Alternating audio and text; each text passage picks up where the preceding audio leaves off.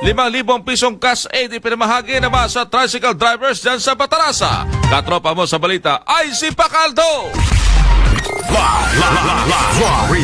Nagsimula na ang pamamahagi ng 5,000 na cash relief assistance para sa mga tricycle driver kahapon sa bayan ng Bataraza. Ito ay ginanap sa Municipal Grandstand ng Bataraza Sports Complex sa Barangay Marangas. Ang ayuda ay mula sa Department of Social Welfare Development o DSWD Mimaropa sa ilalim ng Assistance to Individuals in Crisis Situations o AX na layong tulungan ng mga driver ng pampublikong sasakyan na apektado ngayon ng pagtaas ng presyo ng petrolyo. Kabilang sa mga benepisyaryo mga tricycle driver, gayon din ang iba pang mga PUB drivers tulad ng jeepneys, delivery drivers at motorcycle taxi drivers. Samantala kinakailangan lamang na magpakita ng photocopy ng driver's license at certificate of franchise. Pinapayuhan din ng mga aplikante na magdala ng orihinal at kopya ng iba pang dokumento tulad na lamang ng business permit para sa mas mabilis na beripikasyon at pagproseso ng nasabing ayuda. Yan ang balita hatid sa atin ng Vision X Plus.